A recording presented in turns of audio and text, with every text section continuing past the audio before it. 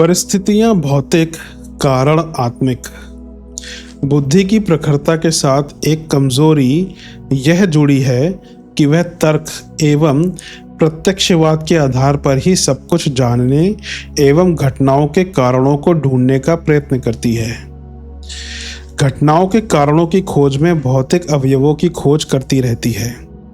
अपने इस प्रयत्न में वह जैसे तैसे आगे बढ़ती है, वैसे वैसे जंजीर में गुथी कड़ियों के समान अनेक कारणों की श्रृंखला दिखाई पड़ती है जो परस्पर एक दूसरे से जुड़े हुए हैं। आगे बढ़ने तथा अधिक गहराई में प्रविष्ट करने पर उन कारणों की संख्या ही नहीं, स्वरूप भी परिवर्तित होने लगता है।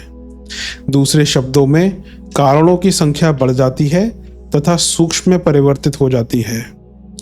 यह समस्या भौतिक न रहकर अभौतिक हो जाती है। एक सीमा पर जाकर भौतिक कारण स्पष्टीकरण देने में असमर्थ हो जाते हैं। कारणों की इस श्रृंखला में उथले ढंग से सोचने एवं ढूंढने वालों की पकड़ में जो बात आती है, उसी को वे सर्वस्व समझते तथा घटना का मूलभूत कारण मान लेते हैं। इस दुराग्रहपूर्ण एकांगी मान्यता के कारण ही वे सत्य तक पहुंच पाने में असमर्थ रहते हैं। फॉर एग्जाम्पल, बंदूक की गोली चली, एक व्यक्ति गोली लगने से तत्काल मर गया। कारणों की खोज आरंभ करें तो अनेक कारण उभर कर सामने आएंगे। इनमें किसी एक को उक्त घटना का अकेला कारण नहीं माना जा सकता। मरे हुए व्यक्ति से गोली चलाने वाले का वैमनस्य एक कारण हो सकता है, animosity between the two people. किंतु यह भी सत्य है कि बंदूक चालक के पास बंदूक ना होती तो गोली चलती ना और वह व्यक्ति नहीं मारा जाता। स्पष्ट है कि उसकी मृत्यु में बंदूक का तथा गोली का होना एक कारण है। आगे बढ़ने तथा खोज जारी रखने पर पता चलता है कि बंदूक का निर्माण करने वाली फैक्ट्री भी मृत्यु का एक कारण है। फैक्ट्री को भी दोष नहीं दिया जा सकता, वह तो जड़ है। प्रत्यक्ष दोष तो फैक्ट्री निर्माता पर जाता है, किंतु उसके ऊपर भी दोष मढ़कर संतोष नहीं किया जा सकता। फिर तो निर्माण में लगे मजदूर एवं आविष्कारक, इंजीनियर भी अछूते नहीं बचते। अंततः बात बुद्धि पर जाकर अटक जाती है, जिसकी प्रखरता ने विध्वंसात्मक शोधों को बढ़ावा दिया। प्रश्न यहाँ ही समाप्त नहीं हो जाता, वरन नए तथ्यों को साथ लेकर पुनः खड़ा होता है और समाधान की अपेक्षा करता है। बुद्धि ने ध्वंस का मार्ग क्यों अपनाया? अध्ययन करने पर स्पष्ट होता है कि कारणों की खोज में प्रश्न का स्वरूप भी परिवर्तित हो गया। समस्या भौतिक न रहकर अभौतिक हो गई। स्पष्ट है कि स्थूल विश्लेषणों एवं भौतिक उपादानों में आधारभूत कारण नहीं ढूंढा जा सकता। प्रश्न भौतिक से निकलकर अभौतिक, आध्यात्मिक बन गया। इस कारण के समाधान के लिए आध्यात्मिक क्षेत्र में ही प्रवेश करना होगा। अनेक कारणों की श्रृंखला जो भौतिक अन्वेषण के रूप में सामने आई थी, वे सभी लुप्त हो जाते हैं। मात्र एक ही आध्यात्मिक कारण अवशेष बचता है, नैतिक बुद्धि का अभाव। एथिक्स। मानसिक भ्रमों का कारण यह है कि जिन घटनाओं को अपने जीवन में जैसा देखते एवं ग्रहण करते हैं, उन्हें वैसा ही मान लेते हैं। समीपवर्ती मान्यताओं के आधार पर तो यह एक सीमा तक ठीक हो सकता है, किंतु दूरवर्ती संपूर्ण सृष्टि की दृष्टि से देखा जाए तो स्पष्ट होगा कि मान्यताएं कितनी अपूर्ण एवं भ्रमयुक्त थीं। यह बात केवल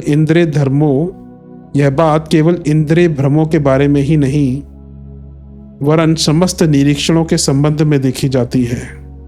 वस्तुतः निरीक्षण वातावरण एवं निर्देश व्यवस्था के सापेक्ष होते हैं। सापेक्ष मान्यताओं के आधार पर जो तथ्य उभर कर आते हैं, उनको बदल देने पर नए अनेक कारण निकल कर सामने आ जाते हैं। उदाहरण के लिए रेजर ब्लेड को लें।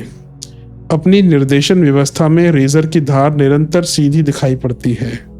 सूक्ष्म दर्शक से देखने पर वही धार टूटी फूटी ठोस दिखाई पड़ती है। इलेक्ट्रॉन माइक्रोस्कोप से वह बहुत बड़ा यंत्र दिखाई पड़ता है। रसायन शास्त्री धार में लोहे और कार्बन के पतले टुकड़े देखते हैं। भौतिक शास्त्री अपनी पदार्थवादी व्याख्या करता है। विभिन्न प्रकार के धन, पॉजिटिव एवं ऋण नेगेटिव आवेशयुक्त कणों का समुच्चय मानता है। हजारों किलोमीटर प्रति घंटा के तीव्र वेग से दौड़ने वाले विभिन्न प्रकार के कणों से विनिर्मित पदार्थ के रूप में दिखता है।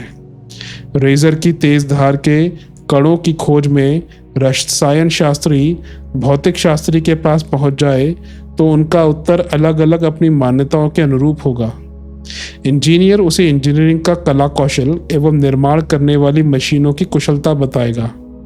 इस प्रकार अनेक भौतिक कारण उभर कर सामने आते हैं। इनमें किसी को पूर्ण नहीं कहा जा सकता और ना ही किसी को गलत सिद्ध किया जा सकता है। ढूंढने पर इन सभी कारणों में एक ही अभौतिक कारण का पता चलता है। वह है बुद्धि की रचनात्मक प्रवृत्ति, जिसके कारण अनेक सरंजाम जुड़ने से ब्लेड का निर्माण संभव हो सका। इन विश्लेषणों से एक महत्वपूर्ण बात हाथ लगती है कि किसी भी घटना के कारणों की खोज में जैसे तैसे आगे बढ़ते हैं, भौतिक जगत की सीमाएं समाप्त हो जाती हैं और उनके स्थान पर आध्यात्मिक कारण दृष्टिगोचर होने लगते हैं, जो सही समाधान के कारण होते हैं। इतनी गहराई तक प्रवेश न करने एवं स्थूल अन्वेषणों में उलझे रहने के कारण ही वास्तविकता से दूर हटते चले जाते हैं। वह जो भौतिक कारण हाथ लगते हैं उन्हीं को पूर्ण मान लेने का दुराग्रह करते हैं। फलस्वरूप सत्य तक पहुंच सकना संभव नहीं हो पाता। बुद्धि के तार्किक स्थूल परिणामों के आधार पर वस्तुओं, घटनाओं के स्वरूप एवं उनके कारणों को आदर्श स्वरूप दे देना मस्तिष्क की कमजोरी है। जिनकी मान्यताएं स्थूल पर टिकी हैं, उनमें अधिकतर यह कमजोरी देखी जाती है। मानव विचार की प्रक्रिया प्रायः दृश्य के निरीक्षण एवं सामान्य बुद्धि पर आधारित है। इस कारण बुद्धि पर पूर्ण विश्वास नहीं किया जा सकता और ना ही उसके सहारे यथार्थ तक पहुंच सकना संभव है। संसार की घटनाओं एवं प्रकृति को जानने के लिए प्रायः ज्ञानेंद्रियों एवं तर्क शक्ति का प्रयोग किया जाता है। जिन भौतिक कारणों का पता लगता है वे प्रायः घटनाओं के मूलभूत कारण को बता पाने में असमर्थ होते हैं। यह संभव भी नहीं है। घटनाओं एवं प्रकृति के मूल कारण अभौतिक हैं। उन्हें जानने एवं अनुभव करने से ही वास्तविक समाधान हो सकता है। इसके लिए आध्यात्मिक क्षेत्र में प्रविष्ट कर चेतना विज्ञान का ही अवलंबन लेना होगा। सबका कारण वह परम सत्ता है। उसे जानने से ही प्रकृति के रहस्यों को समझ सकना संभव है।